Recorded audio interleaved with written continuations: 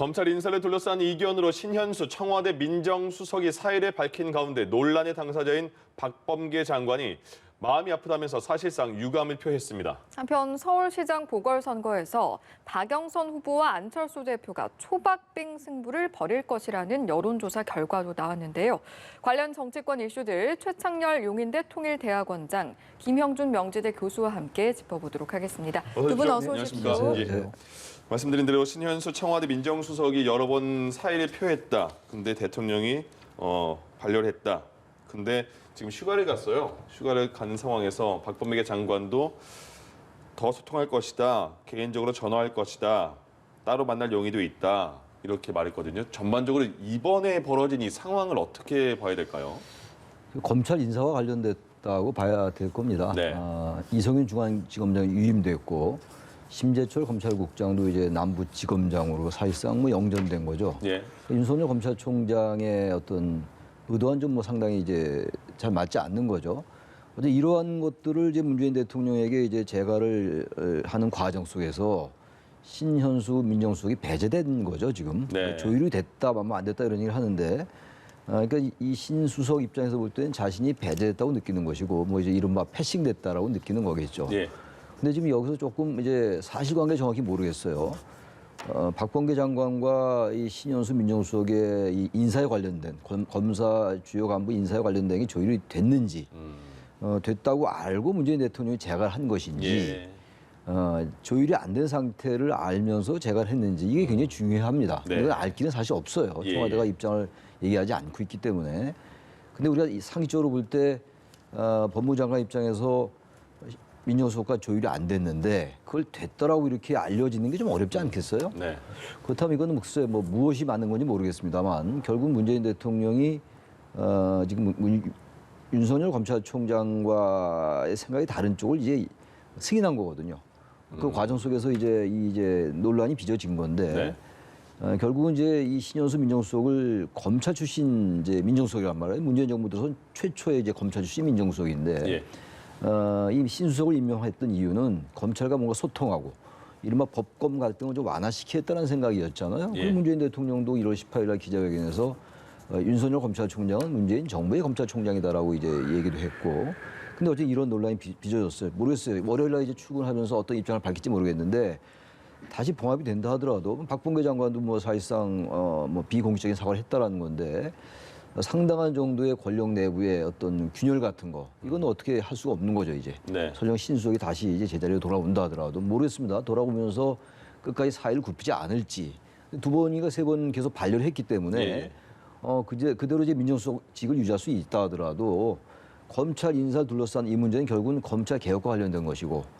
결국은 추미애 라인을 인정했다라고 볼 수가 있거든요. 큰 그림에서 볼 때. 네. 그렇다면 법검 갈등은 계속 현재 진행형 아니겠느냐 이렇게 생각이 됩니다. 네. 어떻게 보세요? 지금 민정수석과 관련된 이런 논란들을요? 민정수석의 항명 사표라는 태풍이 국가 기강을 쑥대밭으로 만들었다.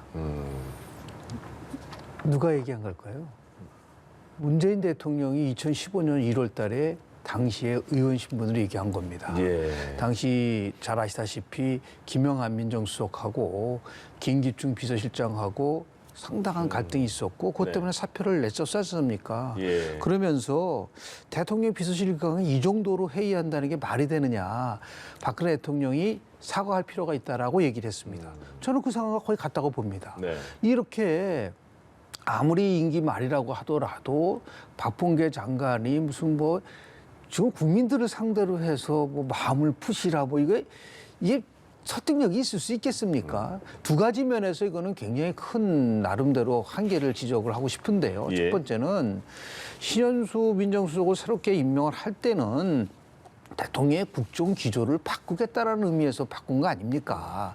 당시에 추미애 법무장관하고 윤석열 검찰총장의 갈등을 이제 종식시키자라는 의미에서 처음으로 검찰 출신을 임명을 했고, 예. 그래서 이 새로운 신임 민정수석이 윤석열 총장과 인사 문제와 관련해서 조율하는 과정 속에서 기습적으로 인사를 했다는 얘기는 결국은 뭐 신현수 민정수석 당신은 할 일이 없다.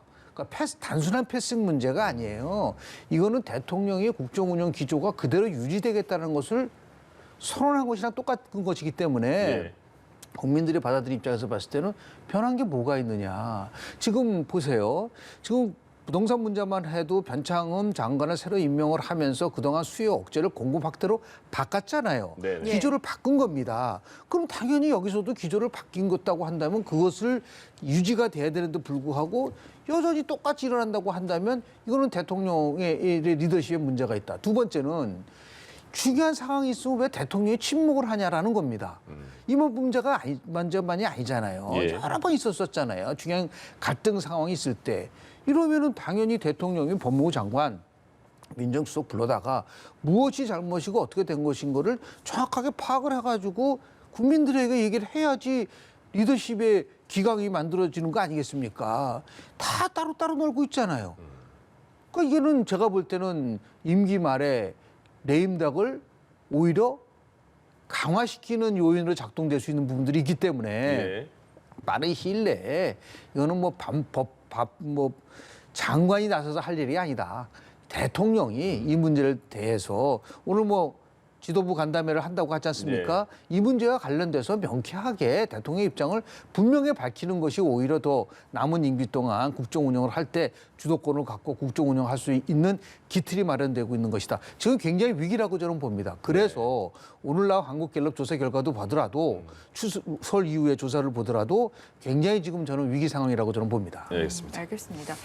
일련의 사안들에 대한 이제 두 분의 어떤 의견을 한번 들어봤는데 이번 사태를 바라보는 지금 여야 입장도 다른 상황에서 말씀하신 대로라면 이제 뭐 대통령도 특별한 입장을 밝히거나 그러지 않는다면 이번 사태가 좀 조기에 봉합될 가능성 또는 다른 갈등으로 이어질 가능성 중에 후자에 좀 더 무게를 두시는지요?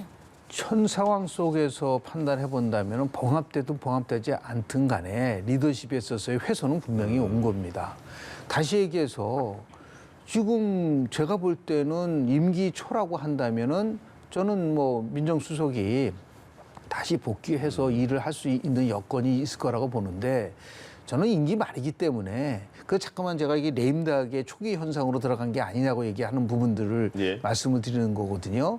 그래서 이 부분에 대해서는 좀 더 명쾌하게 국정운영 책임자가 이 부분에 대해서는 분명하게 입장 표명을 해야 될 필요가 있다고 보고요.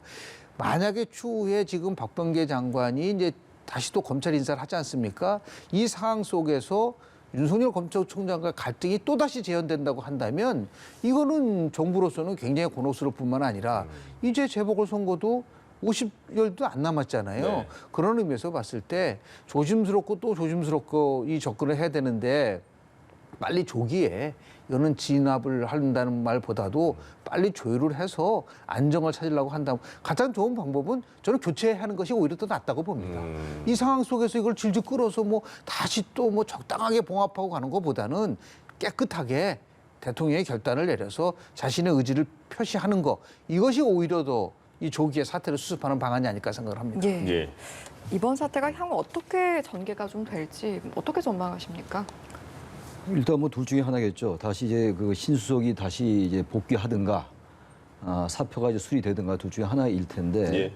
수리가 되든 복귀를 하든 간에 지금 여러 가지 수사들이 좀 있잖아요. 울산시장 선거 개입 의혹 네. 사건이라든지 월성 원전 그 사건 수사도 그렇고 이런 수사들은 어쨌든 정권의 입장에서 볼 때 불편한 수사들이거든요. 이 수사를 이제 검찰이 하는 건데 네.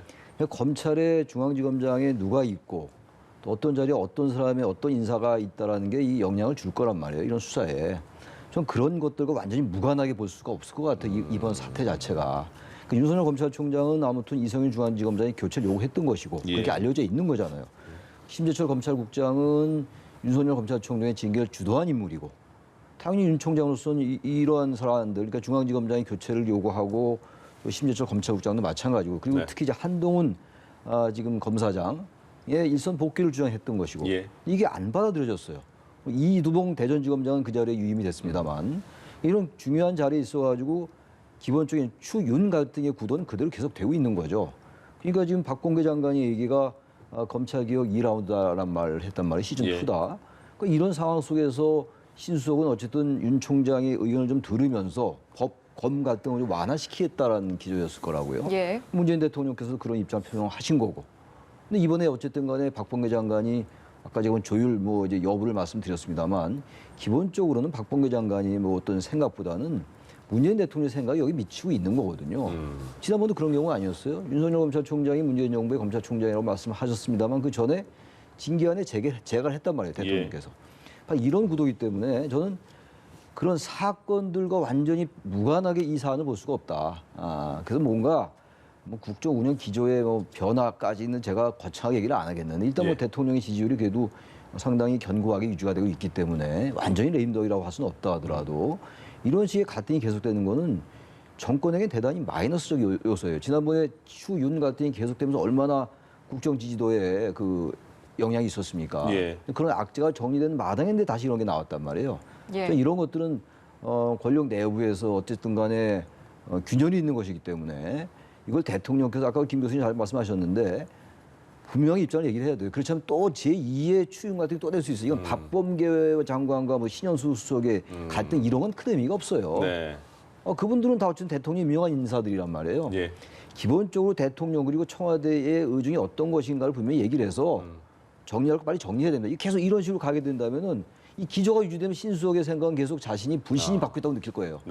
조율이 안 돼가지고 창피해서 그만둬야 된다라는 보도를 제가 봤는데 그런 게 중요한 게 아니라 신수석 입장에서는 자신이 불신 당했다고 볼 수가 있어요. 자신이.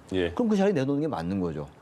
물론 청와대나 대통령의 생각은 그건 아니라 하더라도 그런 것들이 정리 안 되면 저는 이러한 계속 이 수사대로 있는 것이고 이건 바람직하지 않죠. 이건. 지금 김영준 교수님께서는 그 민정수석을 교체하는 게 나을 것 같다라고 말씀해 주셨거든요. 사실 제가 글쎄 어떻게 예측을 할지 모르겠는데 월요일 날 복귀해서 아마 뜻을 굽히지 않을 공산이 커요. 그럼 계속 또 반류하고 만류하고 지금 왜냐하면 청와대 입장에서 볼 때는 수석이 그만두면 또 다른 인사를 그 자리에다 이제 새로 임명을 해야 되는데 그것도 녹록치가 않아요.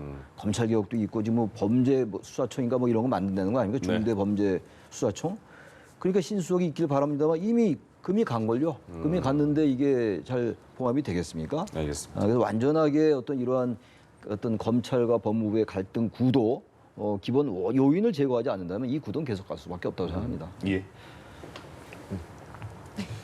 네, 그리고 문재인 대통령이 오늘 아까 말씀드린 것처럼 민주당 지도부와 간담회를 이제 시작을 합니다. 여기서 어떤 얘기가 나올 것인가, 바로 지금 그 민정수석 얘기도 나올 것인가, 또 다시 중요한 게 4차 재난지원금 문제는 어떻게 해결할 것인가, 이런 문제가 있는 것 같아요. 어떤 얘기가 나올 것인가가 말고 어떤 얘기가 나와야 된다고 보십니까? 지금 제일 중요한 거는 국정 운영이 이제 임기 말에 있다 보니까 크게 역대 정부를 보더라도 레임덕으로 빠져들어갈 가능성이 굉장히 커요. 크게 레임덕이 세 가지에서 나오거든요. 보통 이렇게 분석을 해보면 제일 첫 번째는 임기 말에 오면 집권당이 대통령의 말을 안 듣습니다.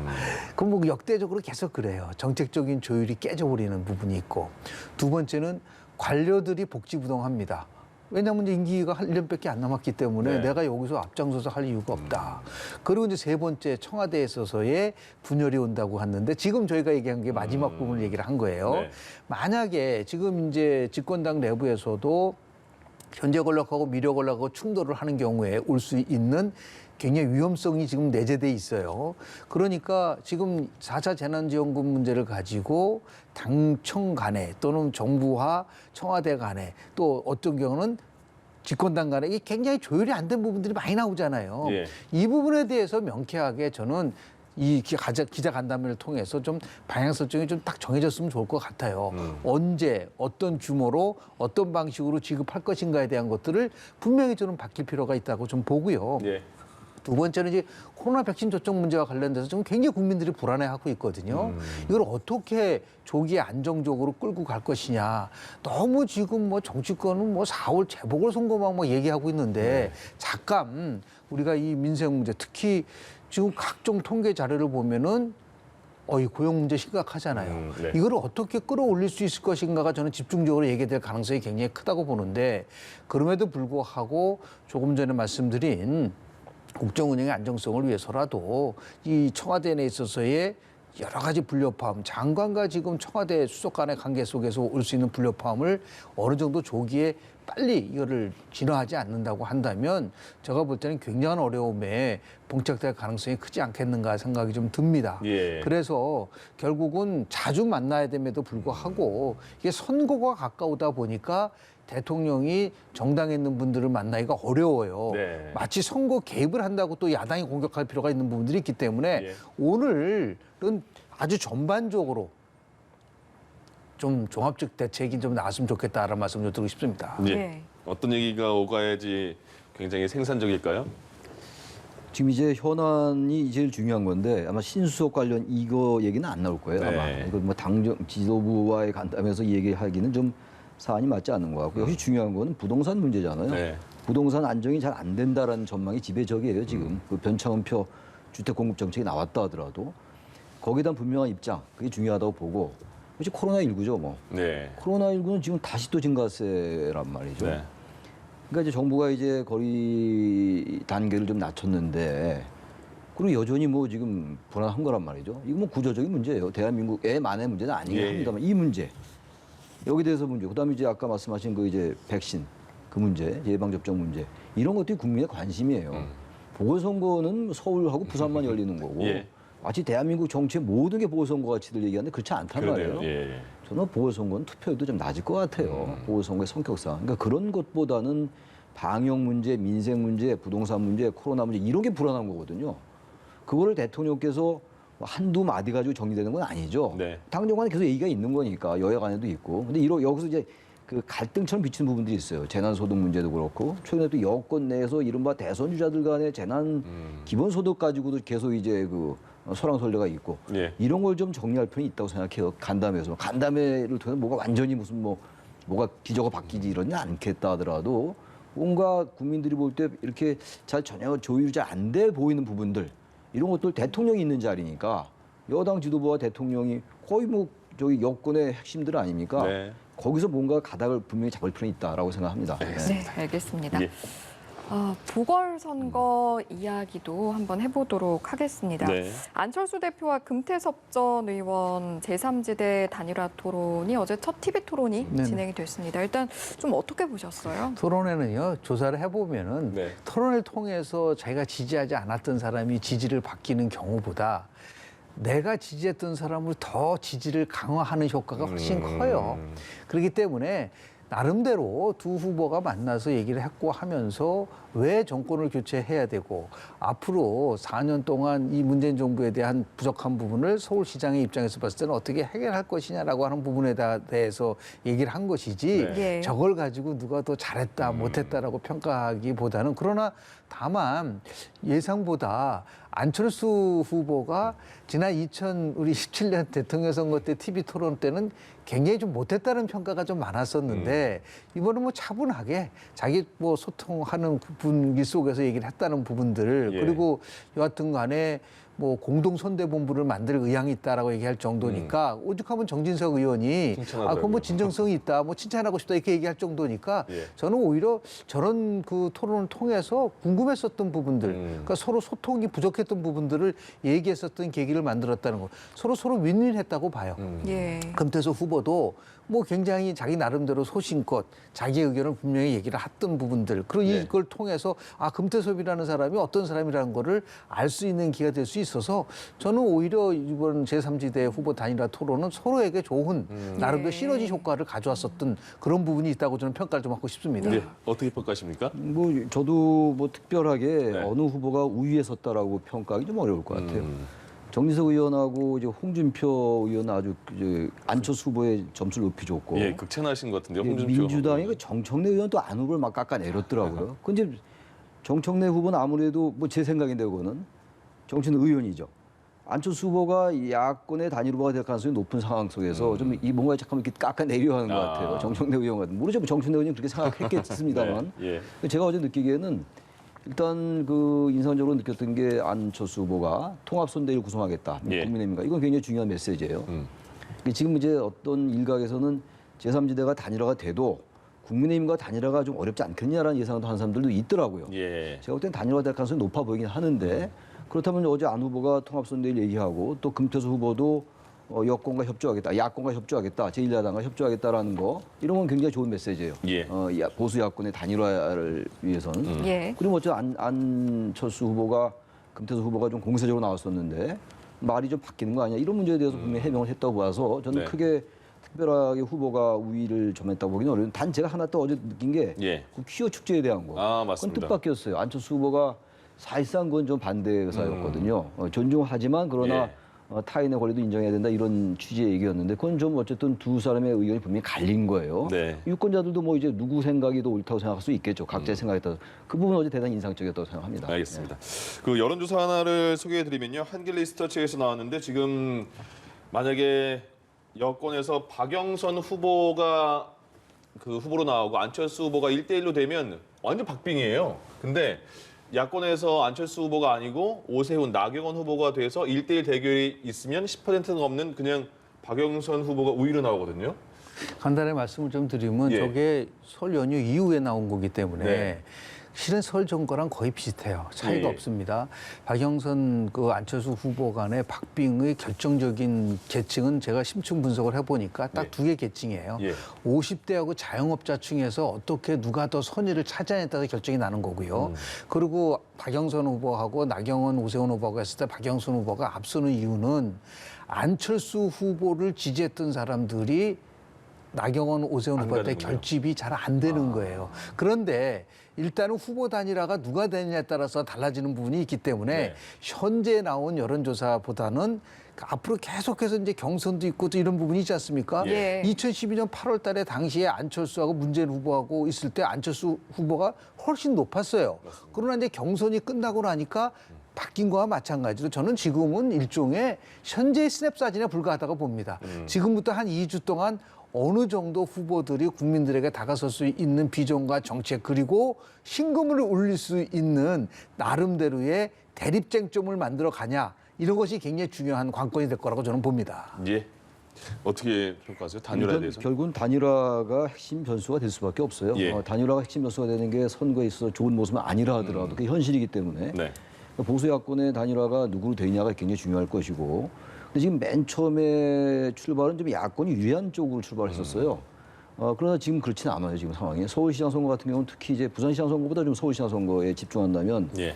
보수 야권이 좀 유리하겠다라는 그 전망들을 많이 했었는데 지금 그건 적어도 바뀌었어요. 그러니까 이 여론조사라는 게 하나의 추세잖아요. 우리 여러 군데서 계속 하고 있기 때문에 분명히 이제 이 박영선 후보로 단일화되고 안철수 후보로 단일화된다 하더라도 이 박빙 때문에 전혀 알 길이 없어요 지금. 예. 50일 정도 남았고 뭐 어쨌든 야권에서 유리했던 국면이 어쨌든 뭔가 지금 거의 대등하게 갔단 말이죠. 이 추세가 계속된다면 이건 여권이 유리할 수가 있죠. 그러니까 이런 부분들을 야권이 잘 챙겨야 되는데 너무 단일화에만 치중하는 것처럼 비치는 거는 야권에겐 유리하지 않다. 단일화는 반드시 중요하긴 합니다만 예. 그런 부분들을 야권이 의식할 필요가 있다고 생각합니다. 알겠습니다.